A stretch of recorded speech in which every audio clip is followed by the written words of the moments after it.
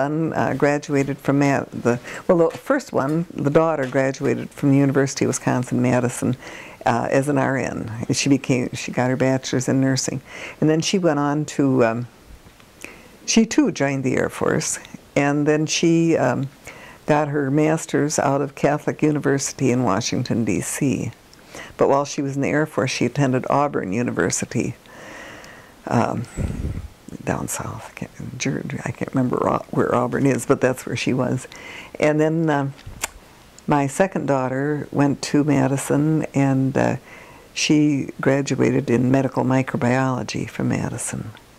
And then my son was the next one, and he graduated from mechanical engineering from Madison. And then my young son that chose not to go to Madison, and he's a pilot. Yeah. So, but he's so bright. These kids, you know, schools sometimes fail their kids. There's a guy named Steve Jobs, another one Bill Gates. Yeah, yeah. This kid loved an airplane so much. He built in his closet this one day. He took all the clothes out of his closet and built a cockpit in his closet. He used to get this Air magazine. I can't remember what the name of it was, but he saw an ad for an airplane. Who was the fellow that wrote? He wrote Jonathan Livingston Seagull. The guy that wrote Jonathan Livingston Seagull, Richard Bates, I don't remember the name, but anyhow, Bach, that was it. Matt saw this ad for a newspaper, for an airplane, and he said, I'll bet you that's Richard Bach. So he wrote him a letter. Not that he was going to buy this airplane that was for sale, but he said, you know, are you the person? And they carried on a correspondence. I mean, my kid, 12 years old, writing to Richard Bach, and I think they exchanged letters probably for close to a year, maybe not that long, but my son is very bright, but he sure didn't like school. It did not meet his needs. So, what can you say or surmise about UWGB's impact on the community, its culture, institutions? You mentioned that, of course, you see there are problems everywhere. Yes. There's something wrong here. Did UWGB contribute to changing this culture at all? I think it has. Yes. The culture is still too conservative, from my perspective, in that it does not examine the issues. You know, there are many sides to issues, and sometimes only one side is presented very narrowly. And but I do think it's better since UWGB came. I think the higher education people are going back to school.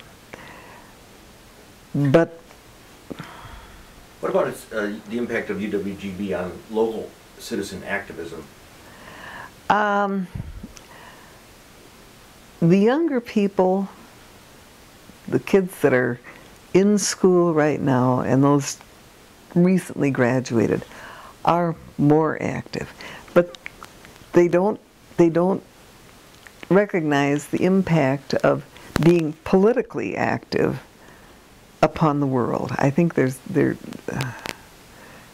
and I'm generalizing because there are some that are absolutely fantastic in being involved. But in the League of Women Voters, for example, we have a hard time getting younger people involved.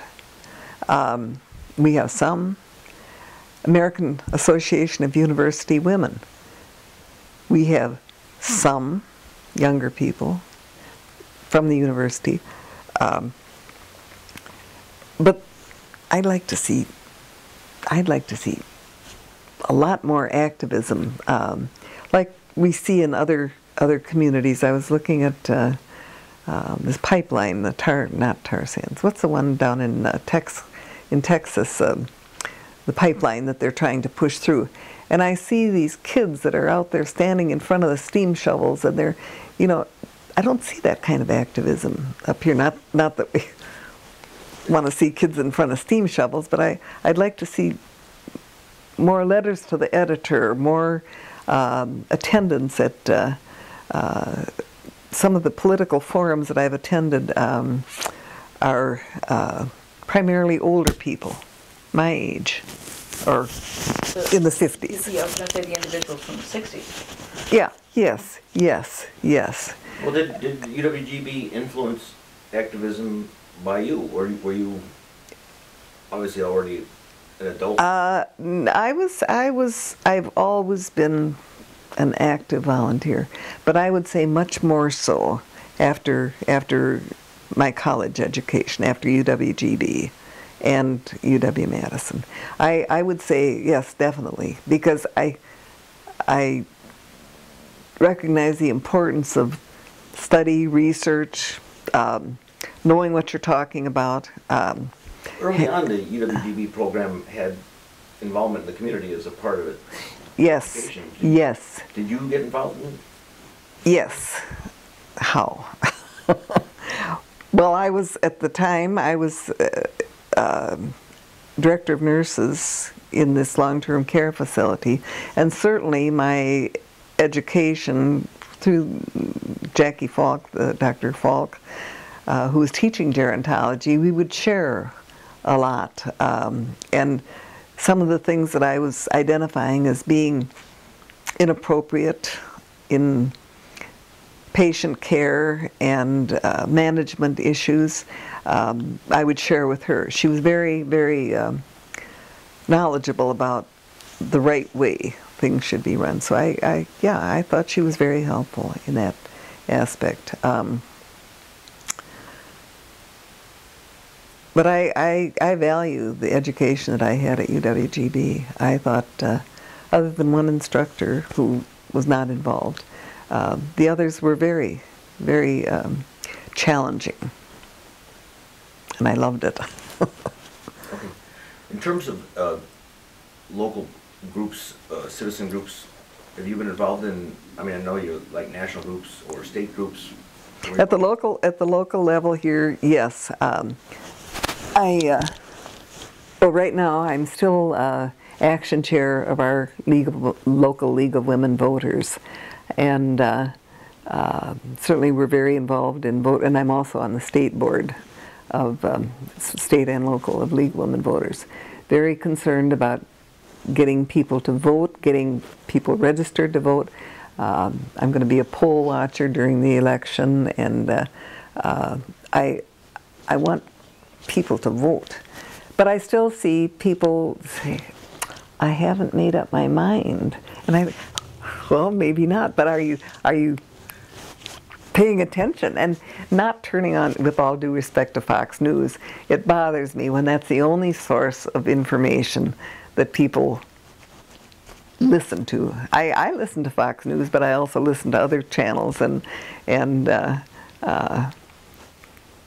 I don't think you get a balanced viewpoint from any of the TV stations, but it's good to know what people are talking about. Okay.